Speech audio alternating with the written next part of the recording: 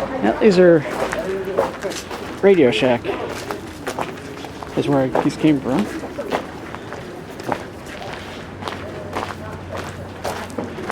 Like I said, it's short, but at the same time, I could use it to whack somebody in the head.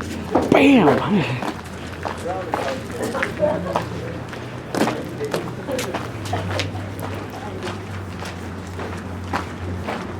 Let's figure out where we are up here. Oh, that building over there looks familiar. I can only see bits and pieces of it, but it sure looks like 90 Canal. I wonder why 90 Canal would be familiar to me. Oh, wait a minute, I lived there at one time. Still has the vintage Houghton freighter. It may have been a Graves originally, but it's a Houghton now. It's probably a manual at one time. Yeah. Because the building's from like 1925. Yeah.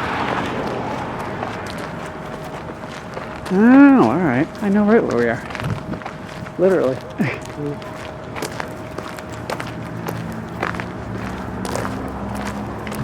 Oh, okay.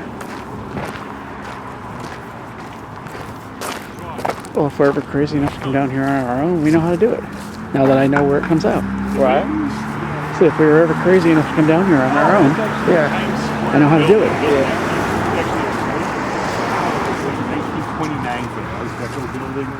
I think we're going in there in like 2 weeks. 2 weeks from today. Are you? Really? Mm-hmm. Up to the top? It's actually it's really cool on top. It is. Those things are giant up there. Yeah, they go. Yeah, the wing sculpture up there. Yeah, Yep. They're all bronze. There's a whole bronze up there. It's big. It's really cool. Yeah.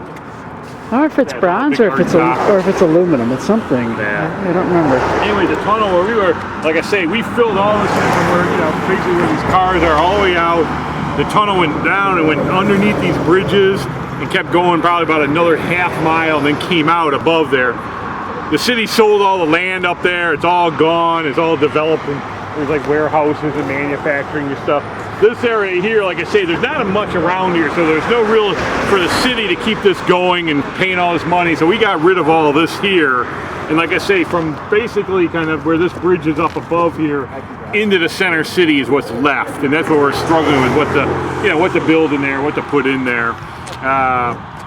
Trying to think if, so like I say, if you go on the internet, like I would encourage you when you go back, if you go on, look on your smartphone, look on some Google images, you'll see like the old canal coming in, the canal going in underneath these bridges here. At one time there was 2 canals right here. You had the Genesee Valley Canal, came through Bill Morris's this lumber mill here. Actually came in from the southern tier, came in all the way from Letchworth. If you're familiar with Letchworth Portageville, there's actually a canal down there. Actually, it came right through Letchworth State Park. Ran up through Scottsville. Yeah, really crazy, but it came in and ended up right here. So you had the Erie Canal here, and the Genesee Valley Canal came into big headwaters here, and then they continued this way. And the canal at one time came in all the way from, came in through Fairport, Pittsford, through this downtown, and then it went out this way here, went up to Brockport, Spencerport, and continued all the way to Buffalo. All right, we'll keep going back here.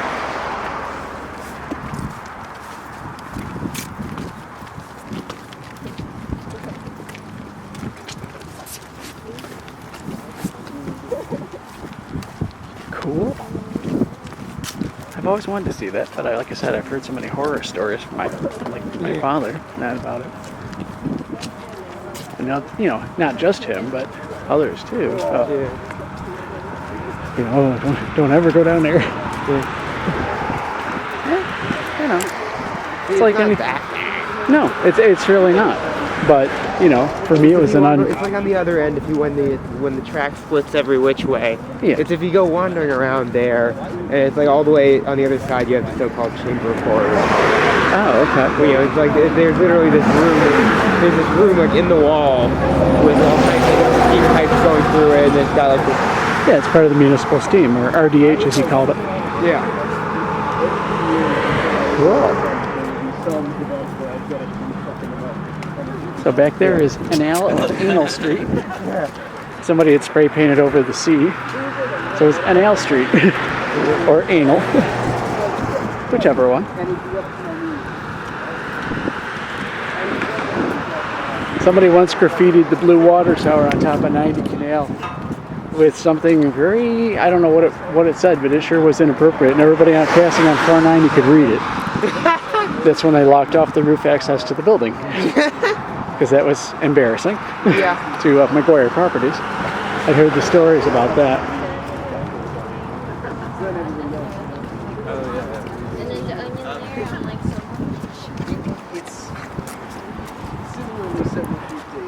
Well, there. Sometime within the next 5 years, I'll get these videos up on YouTube. Yeah. It's gonna take me forever to split it. Yeah. I, Are you left it rolling this time? for the most part, I stopped here and there for just a split second, but I didn't watch the timer. I was watching where I was going. Yeah. Nick Tahoe smells good. Yeah. That would be kind of cool if they actually put some kind of subway back in there. Yeah, I mean they've been talking about it for years. All these different groups have tried to pitch the idea. Yeah. Oh, they have to widen that tunnel there. Can only fit one car through that. Right, but you could also time it off because it wouldn't be that heavily used. Well, unless they wanted to send it out to, the Right, suburbs. but you beyond would just time it. there. Well, oh, true. Traffic timing. Well, yeah, but you know how well that works on Metro. When Yeah. They try to signal Well, track. Metro is a big system. Here, there's nothing, so you're starting from scratch. True. But yeah, 'cause you can then send them out that way, send them out there and up to, Oh yeah. up to who knows where. Who knows where? Who knows when? And who knows how? What? Etc. There. Rock subway approved. Hee hee. Yeah.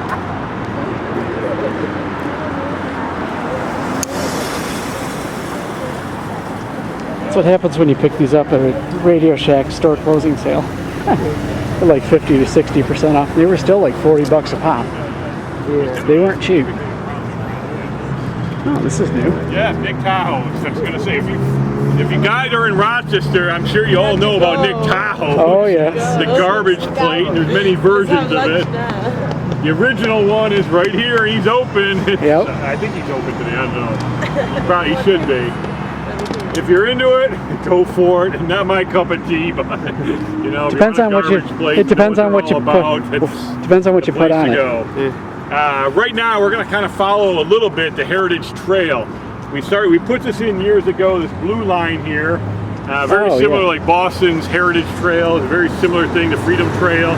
We got a series of stops all along. It explains what it is. Nick Tahoe's building here was one of the original railroad stations, and you can see some of the pictures on the board here. Railroads came in the back side here. This is all railroad yards in here, where the Genesee Valley and the Erie Canal merged in here. This is kind of a hub of activity.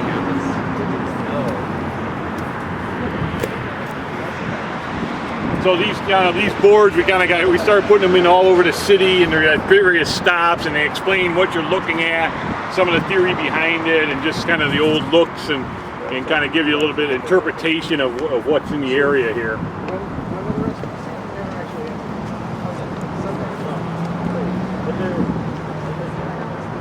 Like the one picture here, if you want to look at this one picture here, I'll tell you a little, this is a pretty good picture to look at right here. We are standing right here in this corner. This is Main Street here, and this is the Erie Canal. Literally right here at this intersection was this bridge here, and then another bridge crossing here. So we're like right here. All right, these are a series of truss bridges. Nick Tahoe's was right here, but you can see where the canal literally came down that street over there, made the turn, and came right around through here. This is what it used to look like right there. Huh. This is right here. Let me get my bearing here. It's where are we? Where's Main Street on this?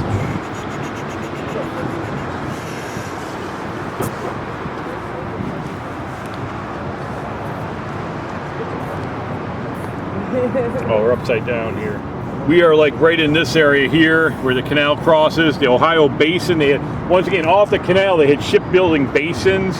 So they had these little like out areas, and they built boats, bring them onto the canal, load them with goods, and take them out. So they had a lot of these little like Ohio basins here. That was back over in here where Nick Tahoe's was, or behind Nick Tahoe's. All right, we're going to continue down here.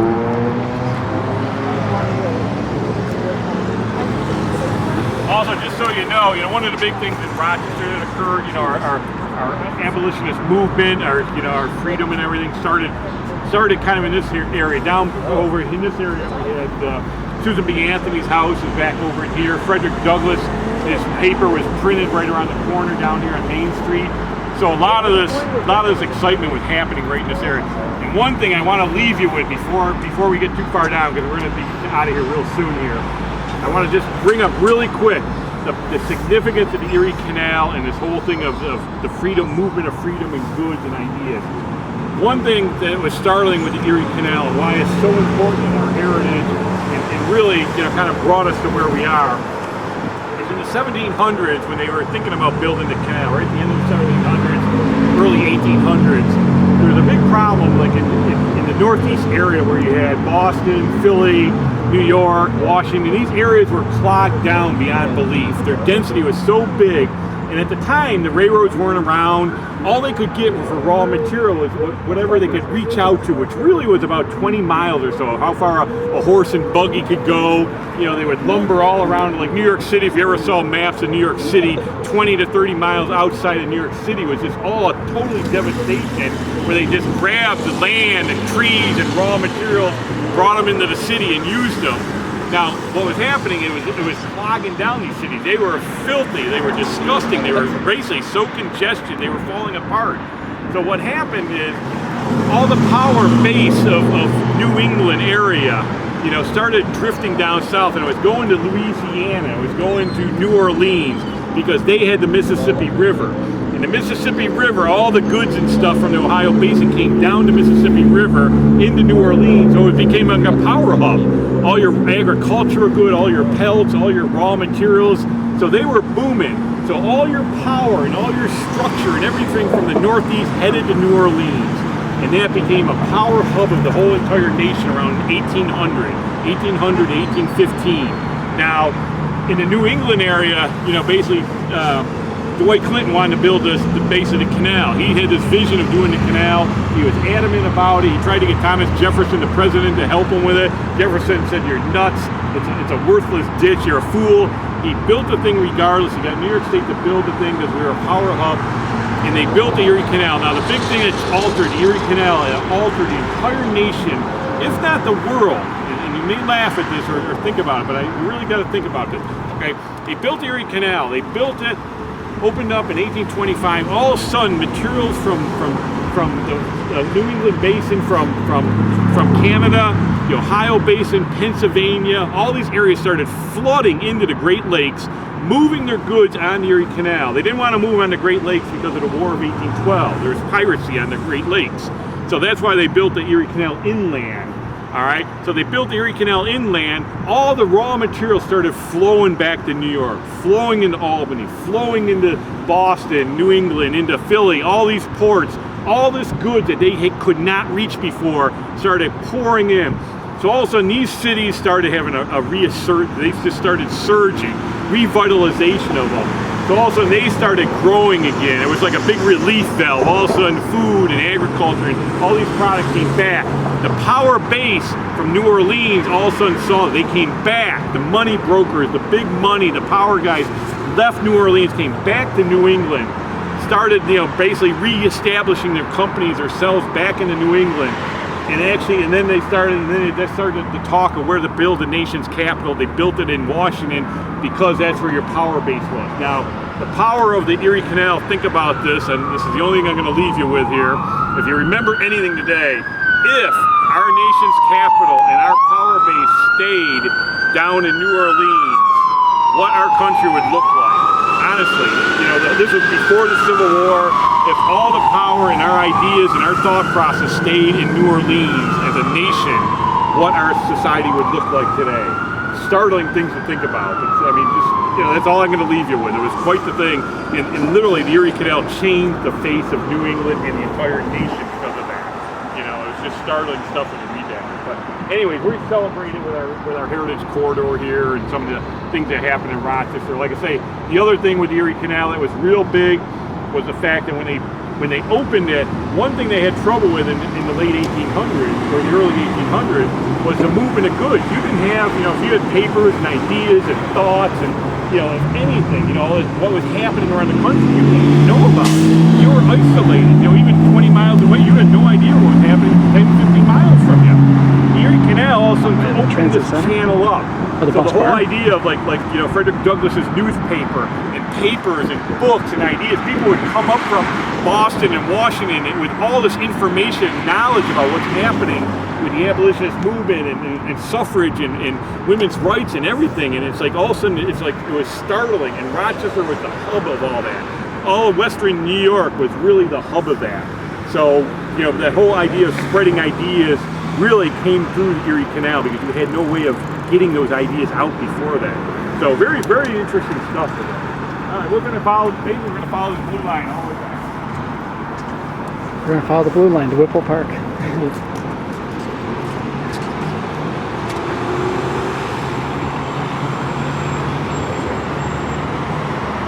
Where's the laser lab? More RTS photo bombs, or video bombs. No one's going to go into Nick Tahoe's, huh? No garbage plates, huh? You're wise people, that's all I can tell you. Depends on what you put on it. They are pretty good.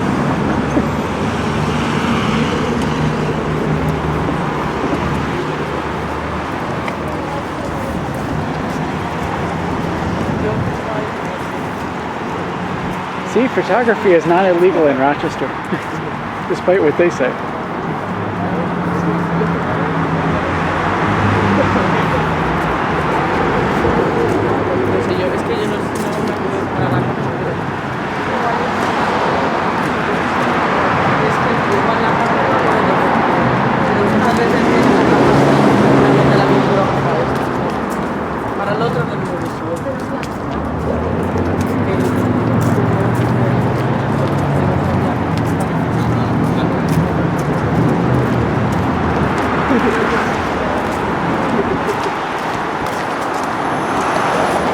Walking down West Main Street with a camcorder and I haven't been arrested yet. Nice.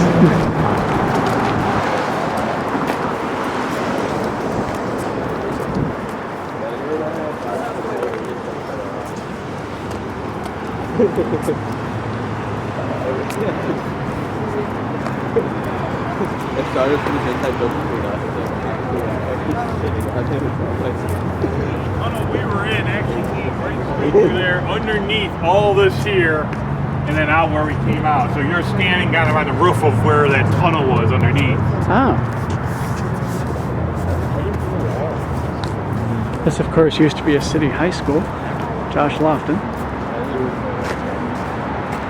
Before the city shut it down and rented it. Or sold it, I should say, and got renoed.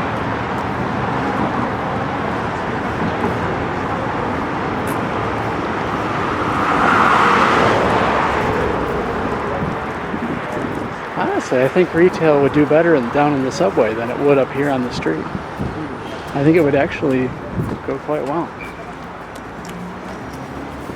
Yeehaw!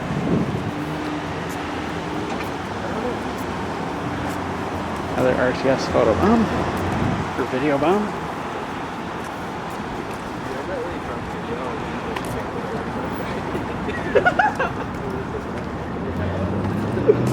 I always wondered what this blue line was for. I've seen it when I've come walking down this way, but I never really picked up where it started or why.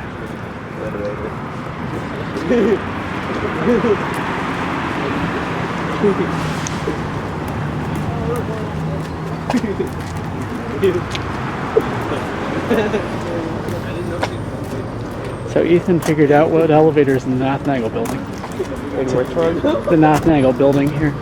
It's a generic third-party piece of junk. Oh. Hydro. Relatively new. Ethan's like, well, this was disappointing. I'm like, well, thanks. Now Ben and I don't have to bother. What a waste of time that would have been. Yeah. I forget whether it was like GAL or Innovation, but it was just a nondescript metal box, basically. Yeah. It's like, okay. Yeah. There's some of these buildings over here that Oh, yeah. You just have to find the ones that aren't dead. Yeah, that's the problem. In downtown Rochester, yes. Yes, it is.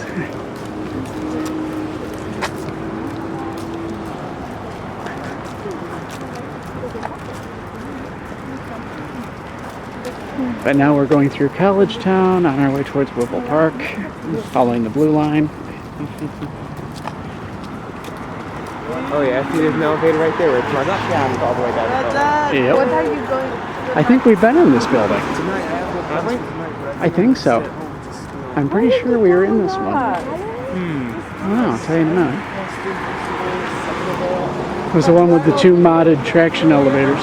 Oh. The switches, you could hear the switches and everything else going by. Clink, click, click, click, clunk. Click, click, click, click, clunk. But they were, you know, they had like, you know, trash, WN. Oh.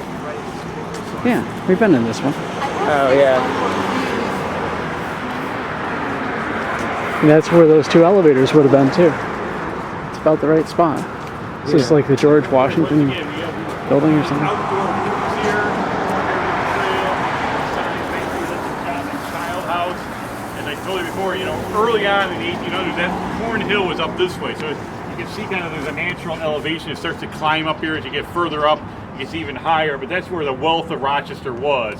That was actually Nathan Rochester, Colonel Nathan Rochester, one of the founders of Rochester. That was his house. You know, he built it up there and he looked down kind of at the city. You know, we were all down below. This was before all the high rises and everything erupted in here or came about. You can see here while we stand right here, like I say, the tunnel, we're actually on the roof of it. You know, the wall is actually right over in that area there. Follows this along here, goes all the way down. One of the thoughts I was talking about the parking before is one of our general thoughts is this area down in here, if you remember,